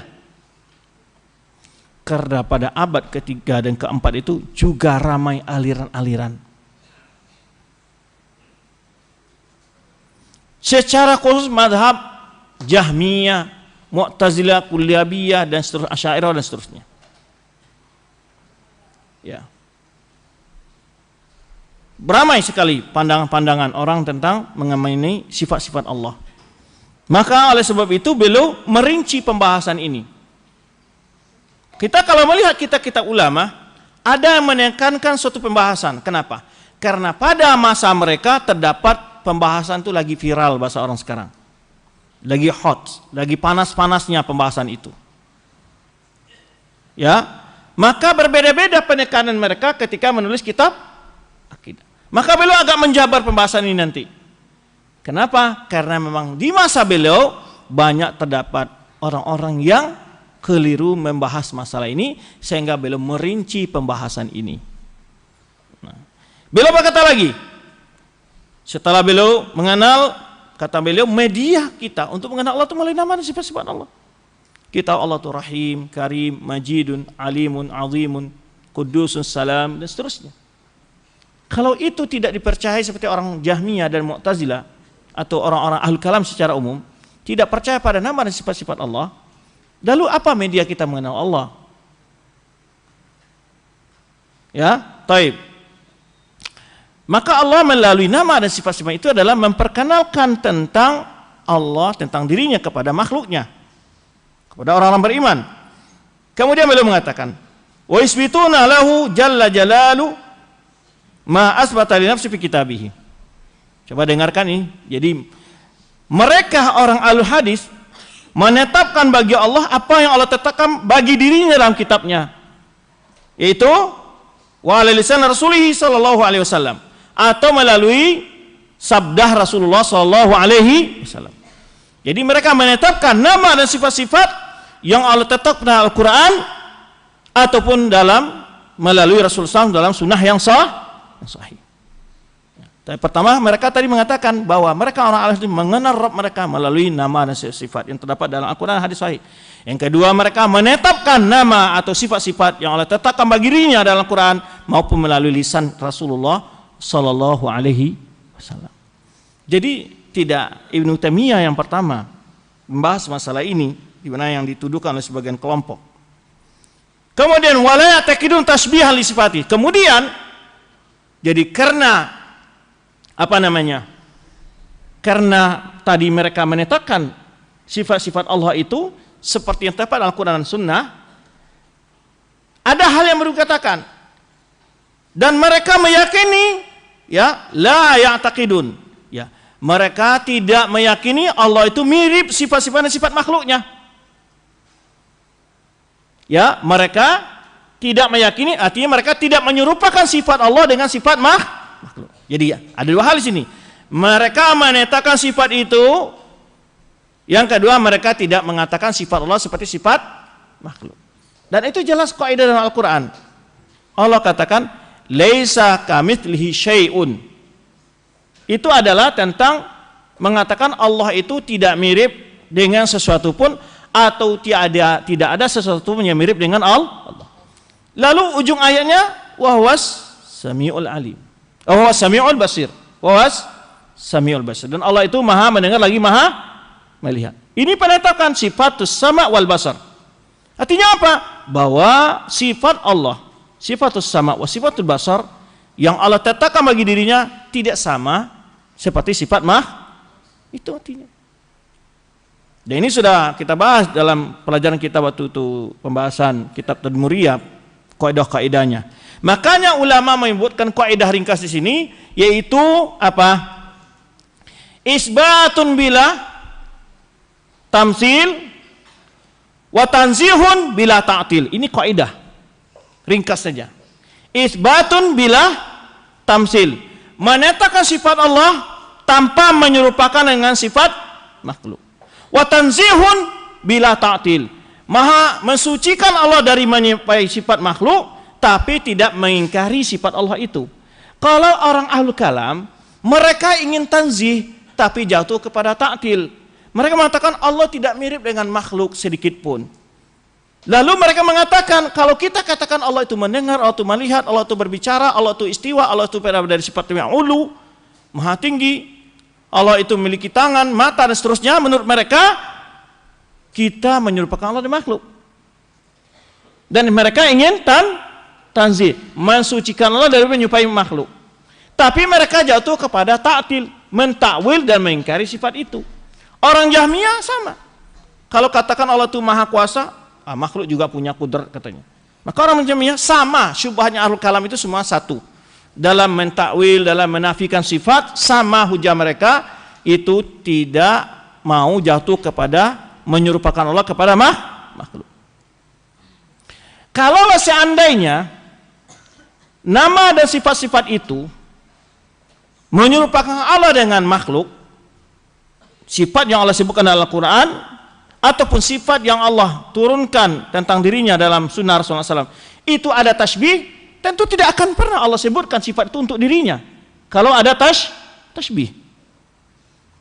Karena Allah melarang kita menyerupakan Allah dengan makhluk. Berarti Allah tidak serupa sifatnya dengan makhluk.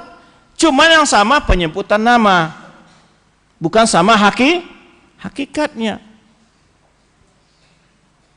Yang jadi masalah bagi orang ahlul kalam itu adalah mereka memahami kalau sama nama mesti sama hakikat. Ini keliru, di situ letak keliru mereka.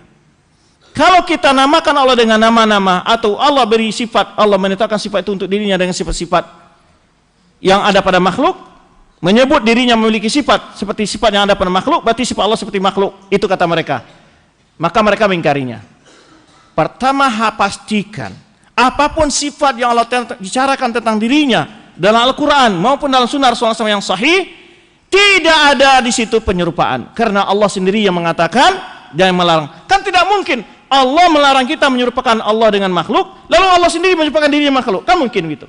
Kalau begitu berarti Allah sendiri menyerupakan diri makhluk. Kalau seandainya dalam sifat-sifat tersebut ada tasbih. Kalaulah seandainya sifat-sifat Allah yang ada dalam Al-Quran ataupun dalam hadis-hadis Nabi SAW itu adalah tasbih, tentu yang pertama akan mencela Al-Quran, menolak Al-Quran, menolak ajaran Islam dengan alasan ajaran Islam itu menyerupakan Tuhannya dengan makhluk adalah orang-orang musyrikin dan ahlul kitab. Dan tidak satupun orang musyrikin di zaman Rasulullah SAW ataupun ahlul kitab menolak ajaran Islam, mengomentari ajaran Islam karena alasan dalam Al-Quran itu ada ayat menyerupakan Allah dengan makhluk.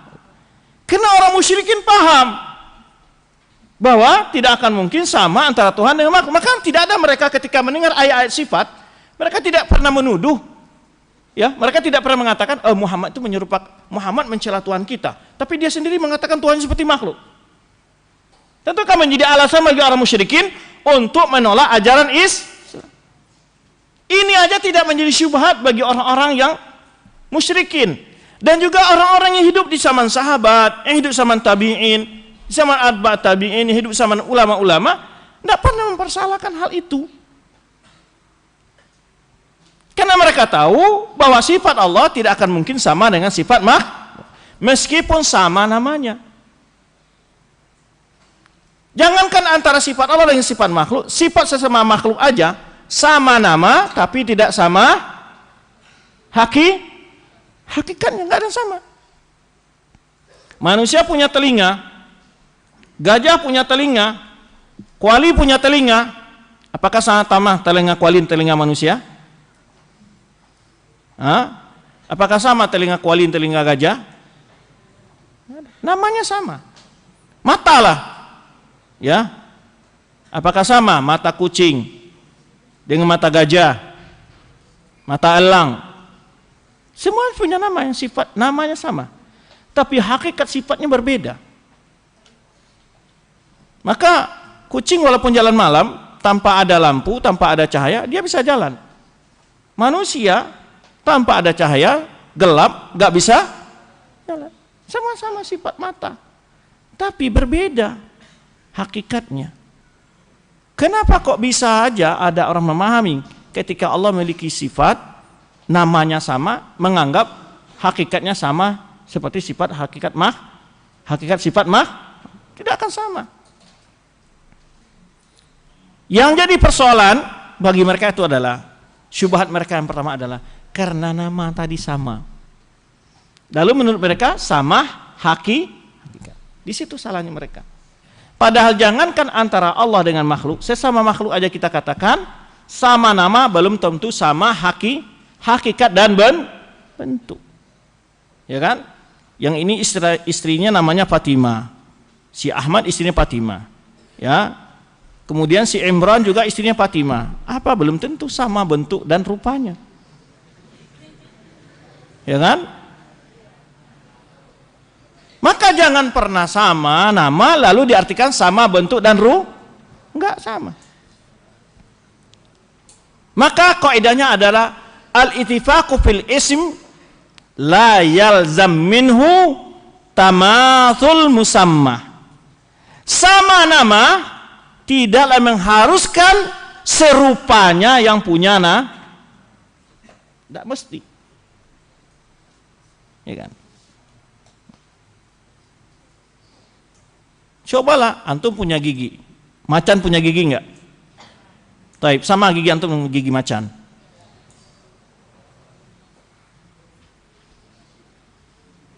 Nama sama, hakikat pasti berbeda. Ya kan? Taib. Ular punya lidah, antum punya lidah, buaya punya lidah, sama bentuk lidahnya.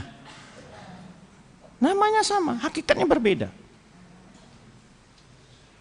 Maka tidak akan sama sekali antara sifat Allah dengan sifat makhluk, meskipun sama namanya.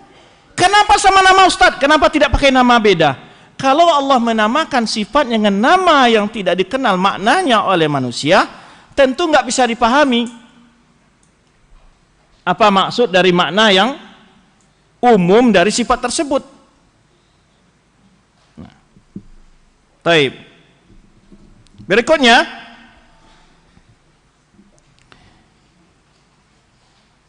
dan mereka tidak meyakini sifat Allah itu seperti sifat makhluk. Ya. Fayaqulun, dan mereka mengatakan Allah telah menciptakan Adam dengan kedua tangannya. Sebagaimana Allah Subhanahu wa taala menyebutkan dalam firman-Nya. Jadi disebut sifat tangan ini. Ya, karena di antara ahlul kalam mentakwil sifat tangan itu dengan kudrat atau nikmat. Berkata iblis, ya. Berkata Allah kepada iblis. Allah berkata kepada iblis, "Ya iblisu ma mana'aka an tasjuda lima khalaqtu bi yadayya." Wahai iblis, apa yang menyebabkan engkau enggan untuk sujud kepada makhluk yang telah aku ciptakan dengan kedua tanganku? Bi yadayya. Di sini musanna, dua. Maka Imam Ad-Darimi dalam kitab beliau Naqdul Bashar Marrisi, seorang orang Mu'tazilah, itu dibantah habis-habisan oleh beliau. Makhluk yang paling tidak hormat kepada orang tuanya adalah ahlul kalam. Kenapa? Karena Allah telah memuliakan Adam dengan menciptakan Adam langsung dengan kedua tangannya. Yang ini dikatakan oleh dia tidak, tapi diciptakan dengan kudrat. Makhluk lain, apa bedanya Adam dengan makhluk lain? Karena semua makhluk diciptakan Allah dengan kudratnya. Kalau seandainya arti tangan di situ kudrat, wahai iblis, kenapa engkau tidak mau sujud kepada makhluk yang aku ciptakan dengan kudratku, umpamanya? Coba letakkan makna kudrat di situ. Tentu iblis juga mengatakan, aku juga engkau ciptakan dengan kudratmu ya Allah. Tentu tidak ada keistimewaan Adam di atas iblis. Sedangkan Allah di sini ingin menunjukkan kemuliaan Adam di atas iblis. Kenapa engkau tidak mau sujud kepada makhluk yang aku ciptakan langsung dengan kedua tanganku, kata Allah. Kalau seandainya kudrat di situ artinya tentu iblis juga bisa beralasan, aku juga engkau ciptakan dengan kedua tanganmu, karena tangan itu artinya kudrat. Maka biar antum tahu kebatilan makna ahlul kalam, tempatkan makna yang mereka takwil pada jumlah yang mereka takwil. Akan terbayang, akan terlihat. Kalau seandainya arti tangan itu nikmat atau kudrat atau apa yang mereka takwil, iblis juga diciptakan Allah dengan kudratnya. Tentu tidak ada keistimewaan Adam di atas iblis. Kemudian kata beliau, setelah beliau memberikan dalil dan contoh di sini, setelah itu beliau berkata lagi, wala yuharifunal kalama an maudhi'ihi. Mereka tidak memutarbalikkan perkataan dari tempatnya, memutarbalikkan kata-kata dari tempatnya. Bihamil yadain ali ni'matain, mengatakan bahwa makna yadain dalam ayat itu adalah ni'matain, dua nikmat. Apa maksud dua nikmat? Ya, mau nikmat Allah itu dua? Kan tidak. Wa in ta'udu ni'matallahi la tuhsuha. Nikmat Allah bukan dua. Jika engkau menghitung nikmat Allah, engkau tidak akan mampu. Bukan dua. Nah. Au quwataini, atau dua kekuatan. Memang kekuatan Allah itu ada dua. Allah itu maha kuat, enggak dua. Kudrat Allah satu. Ya. Yaitu tahrif al-Mu'tazilah al-Jahmiyah. Kata beliau inilah tahrifnya orang Mu'tazilah Jahmiyah. Ya, yang Allah membinasakan mereka dalam paham mereka itu. Ahlakumullah. Jadi kata beliau tidak seperti orang-orang yang mentakwil, yang mentahrif ayat-ayat tersebut seperti perbuatan orang Mu'tazilah dan orang Jahmiyah mengatakan makna yadain adalah ni'matain atau kuwatain. Baik.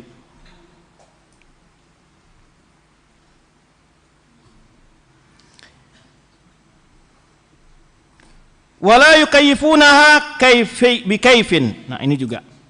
Jadi ada dua hal yang perlu diperhatikan. Ketika menyatakan sifat Allah, yang pertama landasannya harus Al-Quran dan Sunnah. Jadinya apa? Jangan coba-coba memberi sifat atau nama bagi Allah yang tidak ada dalam Al-Quran dan Sunnah. Dan imanilah nama-nama Allah yang terdapat Al-Quran dan Sunnah. Yang ketiga, jangan ketika mengimani nama dan sifat itu diserupakan dengan sifat makhluk. Yang keempat, la yukayyifunaha. Mereka tidak berbicara tentang hakikat sifat Allah. Tidak menentukan bentuk hakikat sifat Allah. Karena siapa yang tahu hakikat sifat Allah? Hanya Allah. Maka mereka hanya menyatakan sifat, tidak berbicara tentang bentuk kaifiyah. Kaifiyah itu adalah bentuk hakikat dari sifat Allah Subhanahu wa taala. Maka ulama kita mengatakan ya, isbatun bila tamsil. Makanya Imam Malik ketika ditanya oleh seseorang di majlis beliau ya tentang ayat Ar-Rahmanu 'alal 'arsy istawa, bahwa Allah itu bersemayam istiwa di atas aras. Kaifastawa? Bagaimana Allah itu beristiwa? Kata orang kepada Imam Malik. Lalu Imam Malik merenung, lalu kata Imam, al-istiwa ma'lum, wal kaifu majhul, wal imanu bihi wajib, wasu'alu anhu bid'ah. Maka tidak pernah sahabat sama sekali bertanya apa bentuk penglihatan Allah, tangan Allah, pendengaran Allah, istiwa Allah. Tidak pernah ditanya oleh sahabat. Kenapa? Karena memang tidak ada yang tahu tentang hakikat sifat Allah kecuali Allah sendiri. Allah hanya memberitahu tentang bahwa Allah punya sifat. Tapi Allah tidak menunjukkan tentang kaifiyahnya. Tentang kalau orang ada lagi syubhat yang mengatakan, bagaimana kita bisa beriman dengan sesuatu yang kita tidak tahu kaifiyahnya? Betapa banyaknya, jangankan dari kaifiyah sifat Allah, dari makhluk saja kita percaya adanya, tapi kita tidak tahu kaifiyahnya. Apa contohnya? Roh. Manusia yakin nggak dia punya nyawa? Tapi apa bentuk hakikat nyawanya? Hitam, putih, persegi empat, persegi panjang, ya, manis, pahit, merah, hitam, tidak tahu. Yas'alunaka 'anir ruh, qulir ruhu min amri. Mereka bertanya kepada Muhammad tentang ruh, katakan ruh itu urusan Rabbku. Banyak kita yakin tentang sesuatu yang kita tidak tahu hakikatnya. Ada, tapi tidak tahu hakikatnya. Baik. Maka mereka tidak berbicara tentang kaifiyah. Yang jadi masalah dari ahlul kalam itu, ini yang kedua. Mereka bertanya bagaimana kaifiyah. Sedangkan sifat Allah itu nggak diketahui kaifiyahnya oleh makhluk. Tidak ada makhluk yang tahu tentang kaifiyah sifat Allah. Karena untuk mengetahui hakikat kaifiyah sesuatu dengan 3 jalur. Imma ada zatnya yang kita lihat. Enggak ada seorang pun melihat zat Allah. Wa'lamu annakum lan tarawna rabbakum hatta tamutu. Kata Rasulullah, yakinlah kalian tidak akan bisa melihat Allah sampai kalian meninggal. Yang kedua, ada contoh tentang sesuatu itu. Adakah contoh bagi Allah? Tidak. Allah tidak. Walam yakul lahu kufuwan ahad. Laisa kamitslihi syai'un. Tidak ada satu pun yang mirip dengan Allah. Bagaimana dibuat contohnya? Kemudian adanya khabar shadiq, adanya wahyu yang memberitahu kita tentang kaifiyah. Adakah wahyu memberitahu tentang kaifiyah? Tidak ada. Allah hanya memberitahu tentang sifatnya dan tidak memberitahu tentang kaifiyah sifat. Baik. Kemudian artinya mereka tidak berbicara tentang kaifiyah. Tapi bukan berarti mereka tidak mengatakan sifat Allah itu punya kaifiyah. Allah punya kaifiyah sifatnya. Sifat Allah punya kaifiyah, ada hakikatnya. Tapi yang dinafikan adalah ilmu makhluk tentang kaifiyah. Tidak ada yang tahu tentang hakikatnya. Tapi sifat Allah punya hakikat, iya. Tapi nggak ada makhluk yang tahu. Yang dinafikan di situ bukan sifat Allah tidak punya kaifiyah. Sifat Allah tidak ketahui kaifiyahnya oleh makhluk. Itu yang dinafikan. Yang dinafikan adalah ilmu makhluk tentang kaifiyah, bukan yang dinafikan kaifiyatus sifat. Ya? Baik. Jadi la yakfuna bi kaifin. Mereka tidak membicarakan tentang kaifiyah sifat Allah tersebut, au syibhiha bi aidil makhlukin, atau menyerupakannya dengan tangan makhluk, tasybihal musyabbiha, atau seperti mazhabnya orang musyabbiha yang mengatakan sifat Allah seperti sifat makhluk. Khadahlahumullah. Ya, baik. Yang ke-8. Maka kata beliau mengatakan, wa qad a'adzallahu ta'ala ahla sunnah minat tahrif wa tashbih wa takyif. Sesungguhnya Allah telah melindungi orang ahlu sunnah dari melakukan tahrif wa tashbih wa takyif. Berapa? 3. Takyif, apalagi? Tashbih, tahrif, tashbih, takyif. Allah telah melindungi orang al-sunnah dari melakukan tahrif. Tahrif itu berkaitan dengan apa? Tahrif itu merubah makna dari ayat itu. Seperti tadi katakan, makna ayat adalah kudrat atau nikmat. Tahrif itu yaitu imma lafzi wa imma maknawi.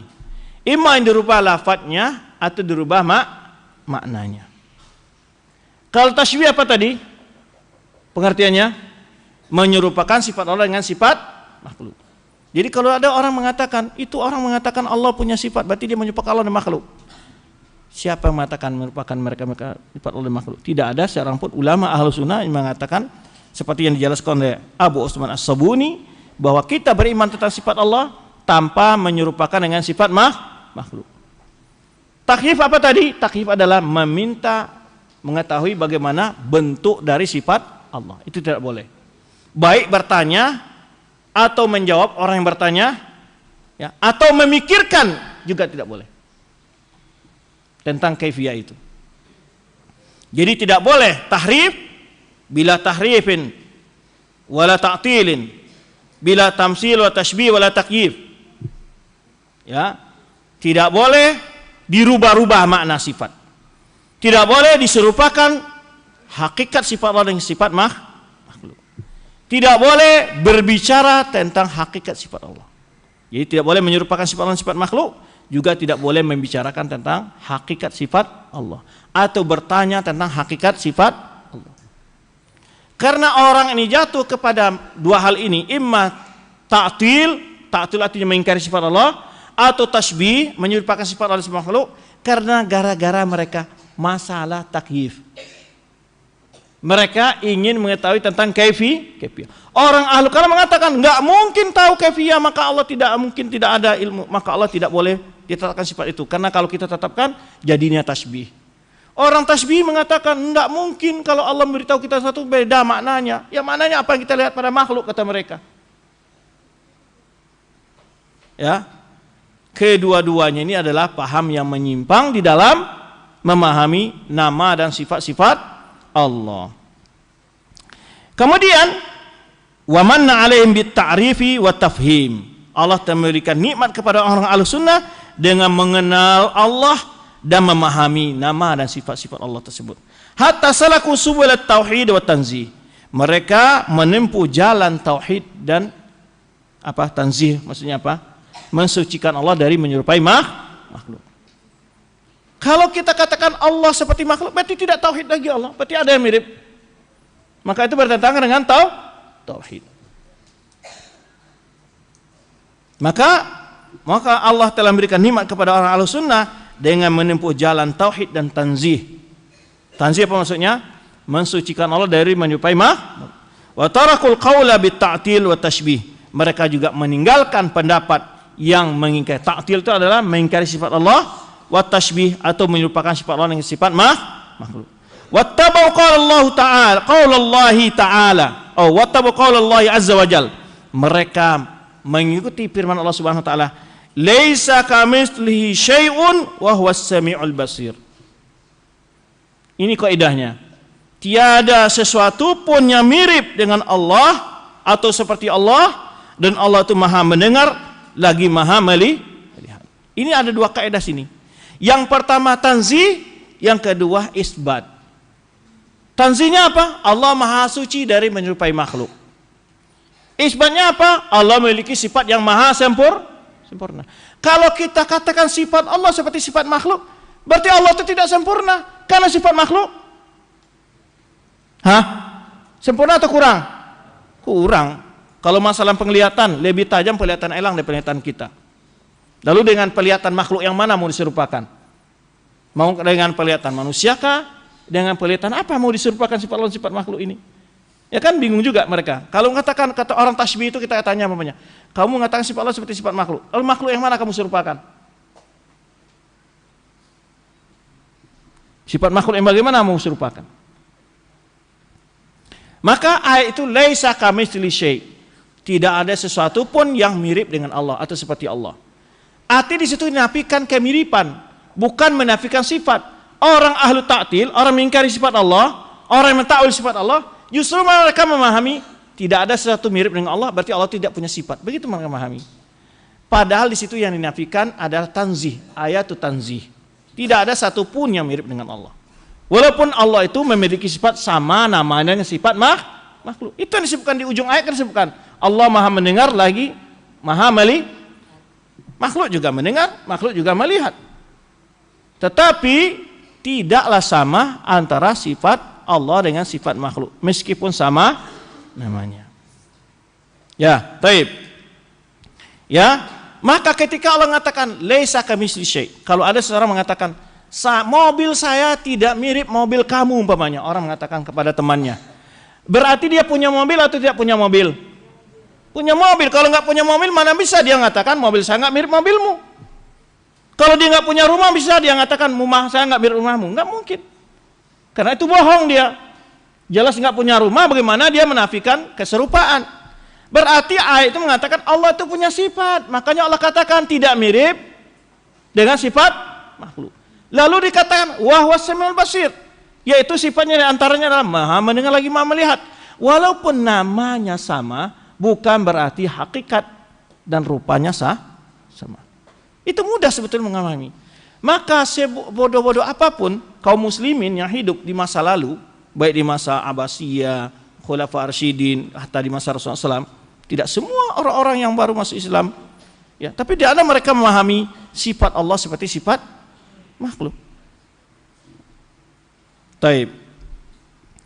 Yang kesembilan, ya, itu kaidahnya mereka pakai, yaitu laisa kamitslihi syai'un wa huwas. Di ayat itu ayat tanzih, bukan ayat itu ta'til. Kalau orang ahlul kalam hanya pakai ayat dipenggal saja oleh dia. Laisa kamitsli syai'. Tidak ada yang mirip dengan Allah. Kalau kita katakan Allah punya sifat, berarti kita mengatakan Allah mirip dengan makhluk. Itu saja dipakai. Ya. Orang ahlul tahsbih memakai tasbih saja, isbat saja. Wa samiul basir, tapi tidak memakai tanzih. Kalau kita adalah najma baina isbat wa tanzih. Kita katakan Allah punya sifat, Allah maha suci dari serupa dengan makhluk. Itu banyak sekali contohnya dalam kenyataan tadi sudah disebutkan. Tidak ada yang sama, meskipun nama sifatnya sama, tapi hakikat dan bentuk tidak akan sama. Sangat banyak sekali di tengah kenyataan ini. Ya, walaupun sama nama, bukan berarti sama hakikat dan bentuk. Makanya Ibnu Abbas menyebutkan, laisa fid dunya mimma fil jannah illal asma. Tidak ada di dunia ini dari nikmat-nikmat surga kecuali hanya sama nama. Di surga ada khamar, ada madu, ada susu, dan macam-macam. Berbagai kenikmatan, tapi namanya yang sama. Tetap hakikatnya sangat berbeda. Namanya yang sama, kan sangat berbeda. Walaupun sama namanya. Nah, itu diantara contoh ya bantahan kepada orang mengatakan kalau kita tetapkan Allah memiliki sifat sedangkan nama sifatnya seperti nama sifat makhluk, berarti Allah memiliki sifat seperti sifat makhluk. Ini keliru. Ya, yang sama hanya nama, bukan sama berarti hakikatnya. Baik. Kama wadal Qur'anul Karim bi dzikril yadaini. Simana telah terdapat dalam Al-Qur'an tentang menyebutkan dua tangan, sifat dua tangan bagi Allah. Tadi kan metode taklifnya apa? Disebutkan oleh beliau akidah, kemudian dalil di Al-Quran, dalil dari sunnah, dan perkataan sahabat. Taib. Bikaulihi. Tadi kan sudah disebutkan dalil yang pertama. Ketika Allah berkata kepada iblis, ya iblis, ma mana'aka antas juda lima khalaqtu biyadayya. Ada dalil lain yaitu bal yadahu mubsutatani. Tetapi kedua tangan Allah itu terbentang. Yunfiqu kaifa yasha. Allah memberikan nikmatnya sebagaimana ia kehendaki. Itu dalilnya. Wa akhbar siha anil rasul, dan juga hadis Nabi SAW menetapkan hal itu. Mana hadisnya? Bi dzikril yadain, yang menyebut dua tangan. Seperti khabar muhaja Musa wa Adam. Sebenarnya dalam hadis terdapat perdebatan antara Musa dengan Adam. Apa kata Musa kepada Adam? Khalaqakallahu biyadihi wa asjadalaka ma'alaikatahu. Wahai Adam, Allah telah menciptakanmu dengan tangannya dan mensujudkan, menyuruh malaikat sujud kepadamu. Dan juga termasuk ini nanti hadis syafaat. Juga demikian ketika orang datang kepada Adam, ya Adam, anta abul bashar, khalaqakallahu biyadihi wa asjadalaka malaikatahu ala tara mimma nanfi. Di sini nikmat besar yang Allah berikan kepada Adam, ya, keutamaan yang Allah berikan kepada Adam.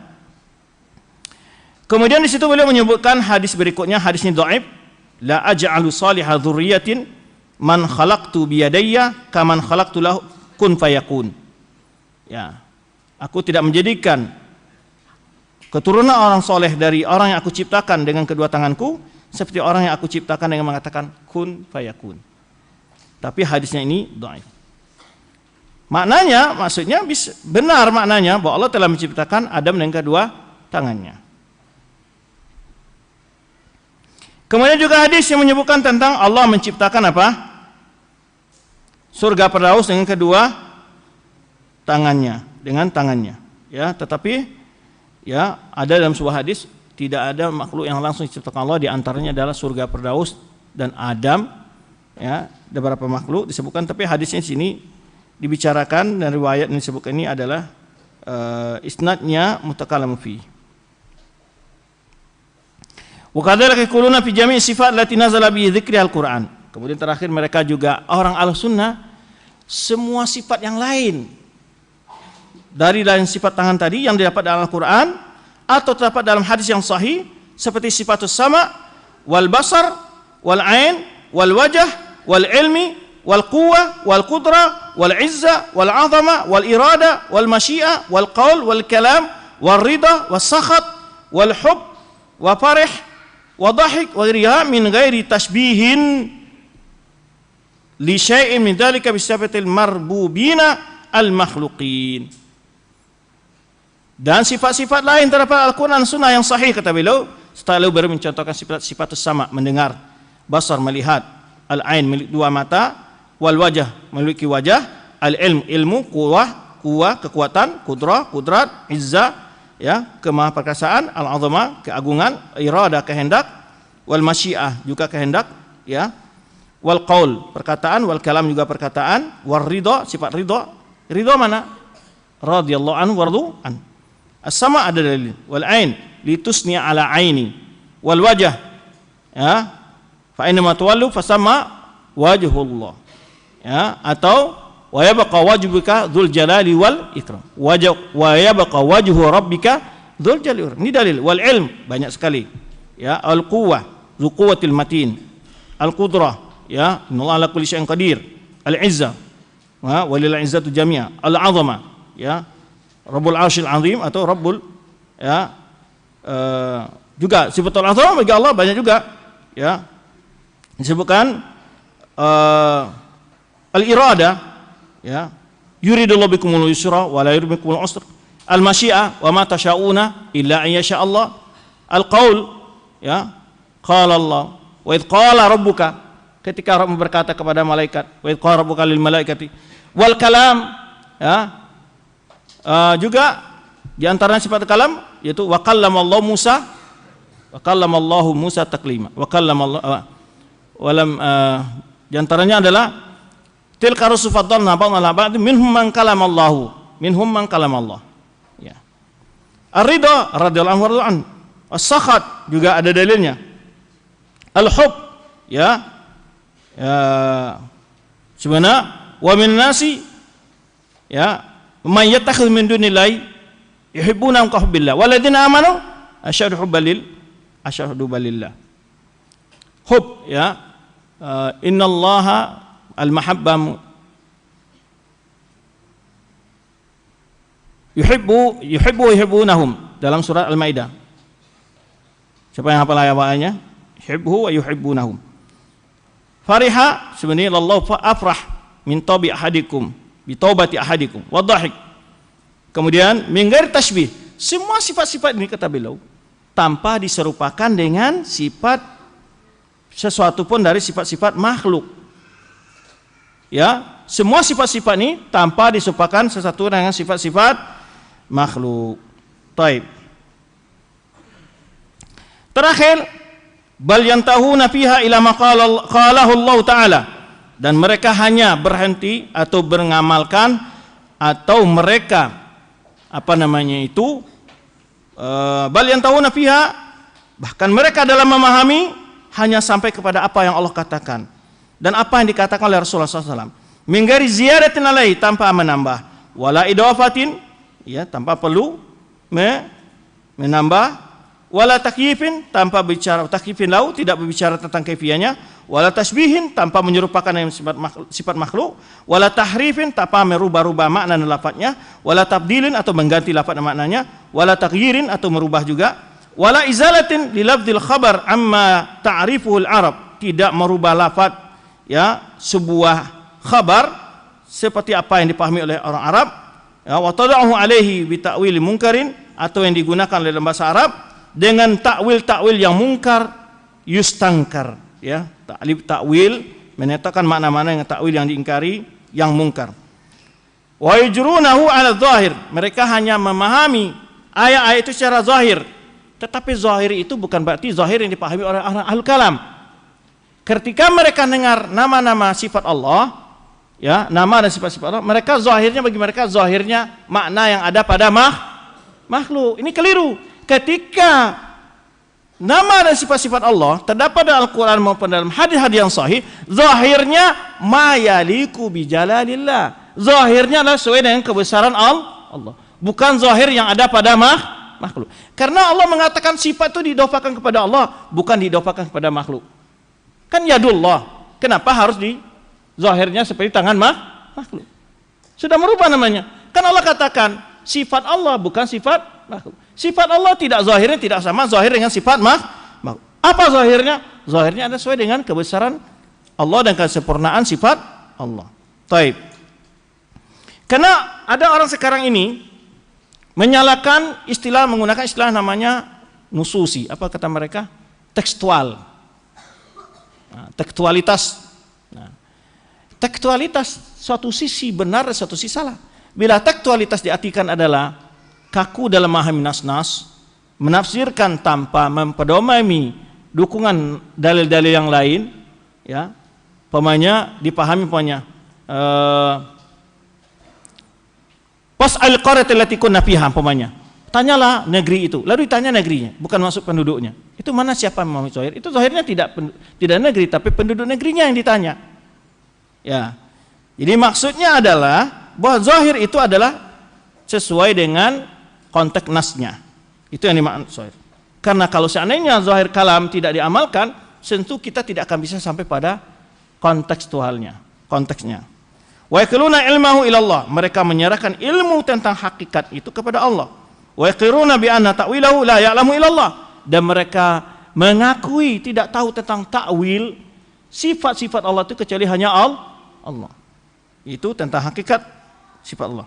Kama akhbarallahu anir rasikhina fil ilmi, sebagaimana Allah menceritakan tentang orang yang dalam ilmunya, annahum yaqulunahu, bahwa mereka berkata dalam firman Allah Subhanahu wa taala, warasikhuna fil ilmi yaquluna amanna bihi. Orang-orang yang dalam ilmunya mereka berkata, kami yakin beriman dengan itu. Kullu min indi rabbina, semuanya datang dari Rabb kami. Wa ma yadzakaru illa ulul albab, tidaklah mendapat pelajaran kecuali orang-orang yang punya akal. Nah, orang-orang syikur fil ilmi, mereka yakin dengan semua yang Allah turunkan Al-Quran, baik mereka tahu namanya, hakikatnya atau tidak tahu. Maka yakin kebenaran itu datang dari Allah SWT, bahwa sifat-sifat Allah tersebut tidak satupun yang mirip dengan sifat makhluk. Taib. Kemudian di sini ada sedikit, ya, penjelasan warasikhuna fil ilmi yaquluna amanna bi kullu min indi rabbina. Orang-orang yang dalam ilmunya itu adalah mereka berkata, kami yakin dengan Allah, datangnya itu dari Allah. Kami beriman dengan apa yang datang dari Allah semuanya, dari Rabbina, tanpa meragukan sesuatu pun. Oleh sebab itu sebagian orang mengatakan, karena awal ayat di sini adalah itu pembagi antara ada ayat apa? Muhkamat, hunna umul kitab. Itu adalah umul kitab adalah isi kebanyakan Al-Quran, dan minha mutasyabihat, ada mutasyabih. Maka oleh sebab itu manhaj Ahlussunnah wal Jamaah, al-muhkamat yu'malu bihi, al-mutasyabihat yu'manu bihi. Al-muhkamat adalah ayat-ayat yang bicara tentang hukum-hukum, perintah-perintah tentang ibadah. Adapun al-mutasyabihat, hal-hal yang bicara tentang hal yang gaib, maka itu adalah yu'manu bihi, hanya diyakini dan diimani. Maka Ahlus Sunnah ya'maluna bil muhkamat wa yu'minuna bil mutasyabihat. Karena konteks ayat ini yaquluna amanna bihi. Ketika bicara masalah mutasyabihat, mereka beriman. Maka dalam ayat muhkamat yu'malu biha, wal ayat mutasyabihat yu'manu biha. Ya, maka ayat muhkamat yaitu yang jelas arti dan maknanya itu diamalkan, praktek-prakteknya dan seterusnya. Tapi ayat itu ayat perintah, larangan, ya. Adapun ayat-ayat yang bicara tentang mutasyabihat itu tentang kabar tentang Allah, kabar tentang hari kiamat, itu Allah yang tahu hakikatnya. Maka mereka yakin beriman dengan hal itu, sekalipun mereka tidak tahu tentang kaifiyah. Itu diantara penjelasan kita sempat ini. Sudah jam 9, insyaallah kita lanjutkan pada pembahasan berikutnya, yaitu Al-Quran kalamullah ghairu makhluk. Barakallahu fikum, wallahu a'lam bishawab. Subhanakallahumma bihamdika asyhadu an la ilaha illa anta astaghfiruka wa atubu ilaik. Wassalamualaikum warahmatullahi wabarakatuh. Waalaikumsalam warahmatullahi wabarakatuh. Kami ucapkan jazakallahu khairan katsiran kepada beliau. Semoga kita bisa mengambil istifadah apa yang beliau sampaikan. Kita akhiri daurah sesi kali ini. Wassalamualaikum